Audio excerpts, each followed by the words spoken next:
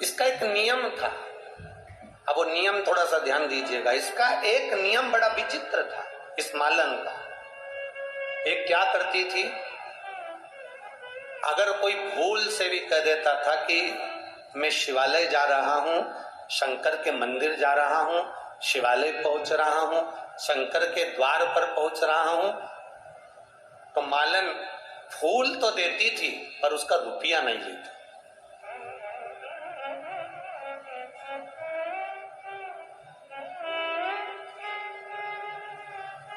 उसका रुपया नहीं लेती मालन। अगर किसी ने भूलवश भी कह दिया ना कि मेरे को, मैं जा रहा हूं और मैं शिवालय जा रहा हूं, शंकर के मंदिर जा रहा हूं, शंकर के मंदिर में मुझे फूल चाहिए मालन जी, आप फूल दे दीजिए। अब माली से मालन से फूल मंगा तो उसने, मालन का नियम था कि वो अगर कोई भूलवश भी कह दे कि कोई शिवालय जा रहा है, कोई शंकर के मंदिर जा रहा है, कोई शंकर के द्वार पर जा रहा है, शंकर की चौखट पर जा रहा है, तो मालन उससे धन नहीं लेती थी, उससे पैसा नहीं लेती थी। जाओ साहब ये फूल ले जाओ, देवाधिदेव महादेव को चढ़ा दो, ये पुष्प ले जाइए और बाबा को चढ़ा दे।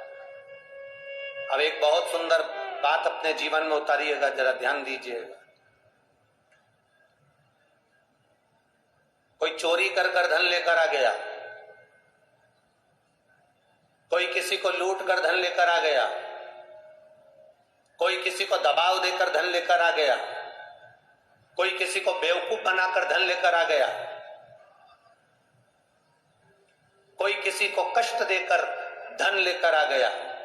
अब वो तुमने किसी को कष्ट देकर, दबाव देकर, चोरी कर कर, डाका डालकर, अपशब्द कहकर तुम किसी के यहां से पैसे लेकर आ गए और उस पैसे को मालूम पड़े तुम मंदिर में जाओ और मंदिर में जाकर तुम उस पैसे से विचार करा कि मैंने साहब वहां डाका डाला था, मैंने वहां से चोरी करी थी, एक काम करता हूं अभी इस मंदिर में मैं पंखा टंगवा देता हूं, मंदिर के अंदर मैं ये सामान लगवा देता हूं, मंदिर में मैं ये चीज लगवा देता हूं। अब आपसे पूछ रहे हैं, जितने राजगढ़ में भक्त बैठे हैं और जितने टीवी पर कथा सुन रहे हैं, जितने फेसबुक यूट्यूब पर कथा सुन रहे हैं, हम आपसे पूछें, तुम जा रहे हो और तुम्हें पड़ा हुआ 500 का नोट मिल गया, उस 500 रुपए के नोट में से तुमने 100 रुपए का भोजन किसी भूखे को करा दिया। अब तुम्हें जो 500 का नोट मिला और तुमने 100 रुपए का भोजन भूखे को कराया, अपनी जेब में से 500 रुपए निकालकर किसी भूखे को तुमने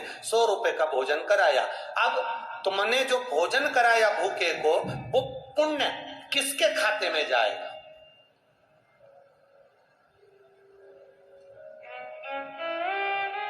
तुम्हारे खाते में कि जिसके वो 500 रुपए थे उसके खाते में? अब बोलो जरा जल्दी बोलो राजगढ़ वाले, किसके खाते में गए? जिसके 500 रुपए गिरे थे। अब तुमने मालूम पड़े तुमने डाका डाल दिया, चोरी कर ली, तुमने छल कर लिया, कपट कर लिया, बेईमानी कर ली, तुमने किसी को कष्ट दे दिया और उससे धन लेकर आ भी गए और तुमने उस धन का पंखा टांग भी दिया, तो वो तुम जिसका लेकर आए हो वो पंखा उस जीव के खाते में चला जाता है, उसका है, वो उसके खाते का है।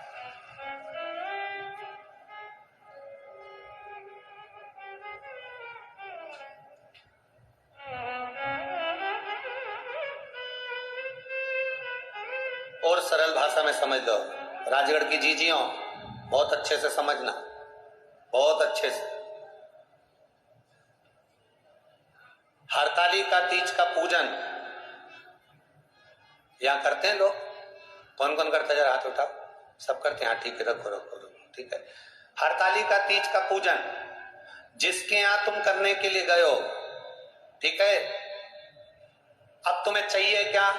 हरतालिका तीज का पूजन तुम जिसके यहाँ करने के लिए गए हो उसके यहाँ तुम्हें कहना चाहिए, जी जी हम आपके यहाँ पूजन करने आ रहे हैं, हम आपके यहाँ आ रहे हैं, रात भर कीर्तन भी करेंगे, तुम्हारे यहाँ की चाय भी पिएंगे, पर निवेदन इतना है कि चाय जो बनेगी वो जितनी भी बहन होनी यहाँ पूजन करने आई है सबकी तरफ से 5-5 रुपए मिलाएं, चाहे 2-2 रुपए मिलाएं, चाहे 1-1 रुपए मिलाएं, पर चाय सबकी तरफ से बनना चाहिए। उसका कारण यह है कि मालूम पड़े व्रत करा तुमने और पिला दी पड़ोसन ने चाय, अब व्रत खाते हैं। मैं बहुत अब इतनी सारी माताएं बैठी है, ये हर बार कहती है हम तो हरतालिका तीज का व्रत करते हैं, भगवान तो भी हमारी नहीं सुन रहा। हम तो हरतालिका तीज का व्रत करते हैं तो भी भगवान हमारी नहीं सुन रहा। जरूर तूने जहां व्रत करा था, जहां पूजन करी थी, उसके घर की चाय पी थी, पक्का है, निश्चित है। तूने पूजन करी, जैसे तू पूजा की थाली अपनी लेकर गई है, ले जाते हो अपनी थाली? बोलो, जम के बोलो जरा, ले जाते हो? जैसे पूजन की थाली अपनी लेकर गए हो, फल अपना लेकर गए हो, पानी का लोटा अपना लेकर गए हो, उसी तरह वो जीजी से कह दो, जीजी हम आपके यहाँ पूजन करेंगे, आराधना करेंगे, रात भर कीर्तन करेंगे, रात भर सत्संग करेंगे, रात भर आराधना करेंगे, पर तुमने जो हमको चाय पिलाई है, अर्थात जितनी बहनें आएंगी वो 2-2 रुपए मिलाकर सबके लिए चाय बनेगी, तो पुण्य सबके खाते में चले जाएगा, एक के खाते में नहीं जाएगा। ये पुण्य की प्रबलता है, ये भजन की प्रबलता है।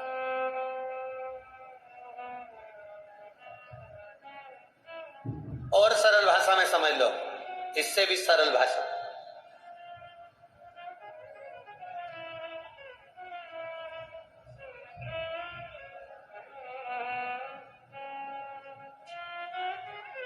एक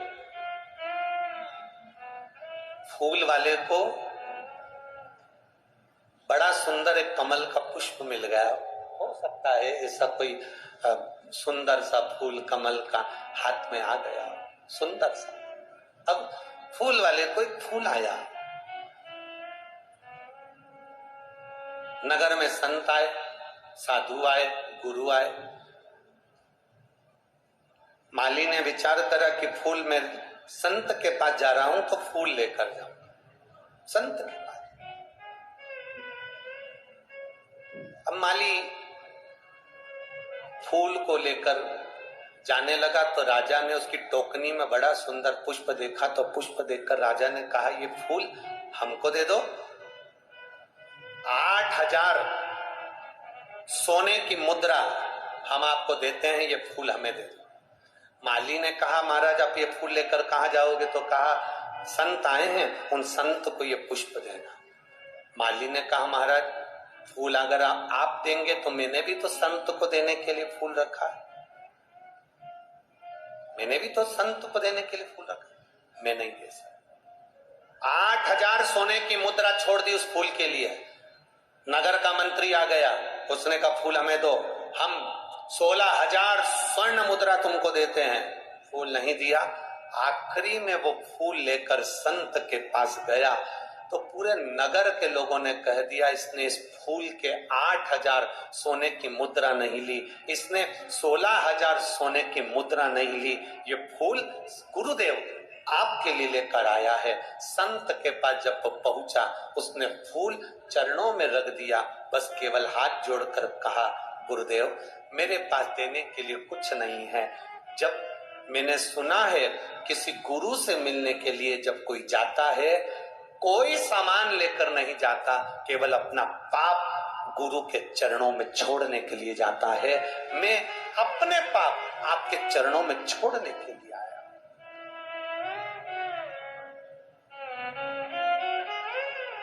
मैं अपना पाप एक गुरु के चरणों में छोड़ने के लिए, गुरु की आंख से आंसू बह गए, गुरु के नेत्रों से जल बह गए। आज कोई मिला जिसने सत्य कहा है।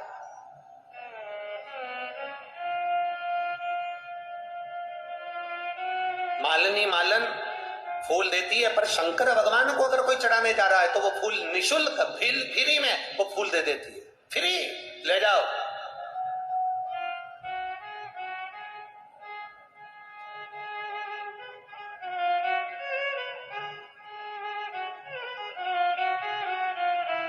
हमारे पुष्टि मार्ग में यहाँ ठाकुर जी की हवेली है राजगढ़ में, हमारे पुष्टि मार्ग में एक वर्णन आता है, सारे मंदिरों में जाना उस मंदिरों में फ्री में आपको प्रसाद मिल जाएगा।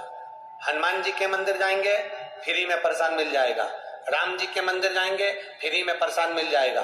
दूसरे मंदिर जाएंगे, फ्री में प्रसाद मिल जाएगा। केवल पुष्टि मार्ग की हवेली जी, ठाकुर जी की हवेली जी एक ऐसी होती है जहां पर आप 50 रुपए जमा करो तो आपको मोहन थाल मिल जाएगा। आप 25 रुपए जमा करो आपको ठोर मिल जाएगा। आप 10 रुपए जमा करो आपको पान का बीड़ा मिल जाएगा। बोलो सही है कि गलत है? जम के तो बोलो जरा, सही है ना? केवल ठाकुर जी की हवेली पुष्टि मार्ग में श्रीमद वल्लभाचार्य जी ने यह नियम लगाया कि हवेली जी में अगर कोई प्रसाद ले रहा है तो फ्री नहीं, उससे भी एक शुल्क लिया जाए। उसका कारण क्या हुआ, उसका कारण क्यों है? उसका केवल एक कारण है कि फ्री में अगर प्रसाद मिलता है तो उसको लोग ले जाकर अलमारी पे रख देते हैं, फ्रिज पे रख देते हैं, बाद में वो अलमारी में पड़ा रहता है और 15 दिन बाद वो काम वाली बाई को दे दिया जाता है। काम वाली बाई उसको उठाकर गाय को खिला देती है। पर जब कोई व्यक्ति पैसे देकर कुछ खरीदता है तो उसकी कीमत जानता है, इसलिए उसको प्रेम से ग्रहण भी करता है। निःशुल्क नहीं दिया। हमारे पुष्टि मार्ग की हवेली में आपको 50 रुपए का ठोर मिल सकता है, 10 रुपए का एक मोहन थाल। उसका एक नियम बनाया, उसका कारण यह है प्रसाद का सम्मान हो। दूसरा नियम बनाया कि जिस प्रसाद को हम ग्रहण कर रहे हैं, किसी ने आटा दिया, किसी ने चावल दिया, किसी ने शक्कर दी, किसी ने कुछ दिया, किसी ने कुछ दिया, आप किसी का दिया हुआ खाएंगे तो वो पचाएंगे कैसे? इसलिए जो प्रसाद आप ग्रहण कर रहे हैं उसका कुछ शुल्क हवेली जी में जमा कर आप जब लेते हैं तो वो प्रसाद भी आपको अपना लगता है और अपना कल्याण कर चलता है, वो निःशुल्क का नहीं। पर ऐसे भी लोग बैठे हैं और ऐसे भी लोग होंगे, ऐसे बहुत सारे लोग संसार में हैं। राजगढ़ में है कि नहीं पता नहीं हमको, ऐसे बहुत सारे लोग बैठे हैं। एक पीपा तेल देते हैं और 25 डब्बे भर के नुक्ति भंडारे के ले जाते हैं।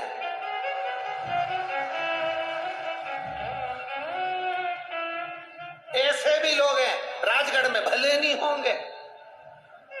पीछे से आवाज आ रही है, पीछे से आवाज आ रही है, हम नहीं कह रहे।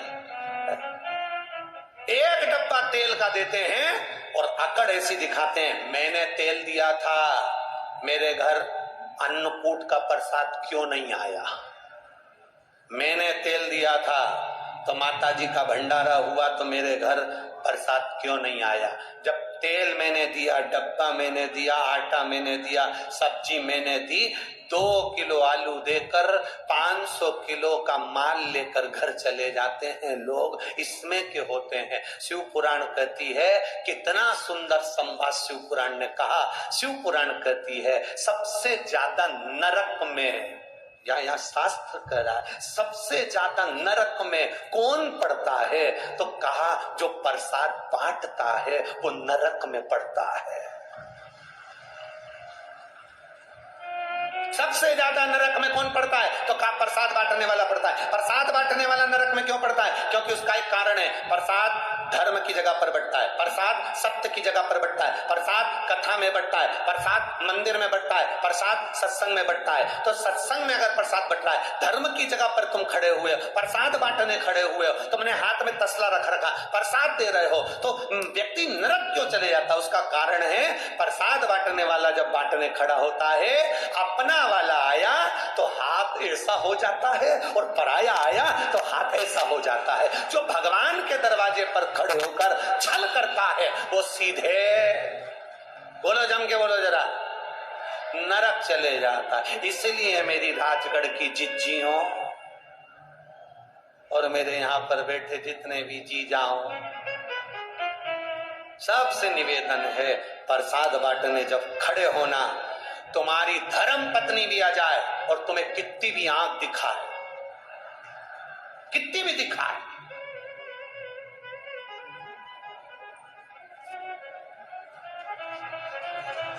वो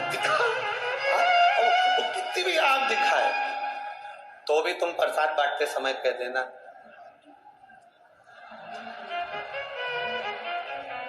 फिर बोध के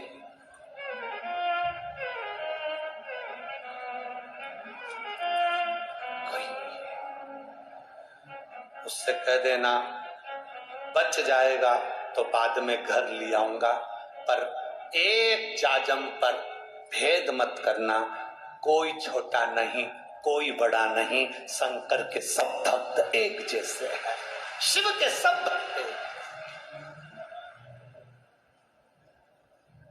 शंकर के सब उपासक एक जैसे। प्रसाद में भेद नहीं होना है। प्रसाद इसलिए हमारे यहाँ शास्त्र में प्रसाद को मूल्यवान बताया गया, प्रसाद को कीमत वाला बताया गया, पर दुनिया ने प्रसाद के महत्व को मिटा दिया। सत्यनारायण भगवान का प्रसाद फ्री में मिल जाता है, लोग उठा कर ले जाते हैं, पुड़िया मान के ले जाते हैं, फ्रिज पे रख देते हैं, 3 दिन तक सोचती बहू खाएगी, बहू सोचता है बेटा खाएगा, बेटा सोचे पोता खाएगा, पोता सोचे पोती खाएगी, वो प्रसाद रखा रखा रखा रखा रखा रखा। कीमत होना चाहिए फ्री।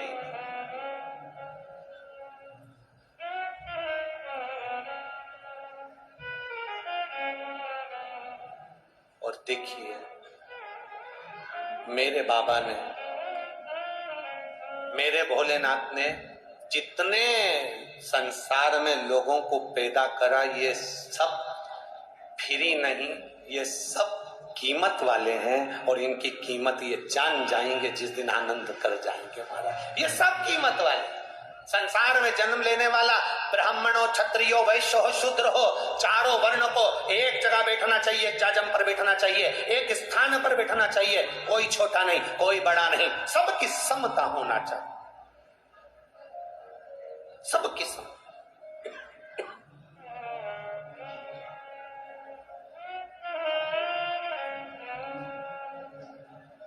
ब्रह्मा विष्णु सदा शिव जानत अविवेका,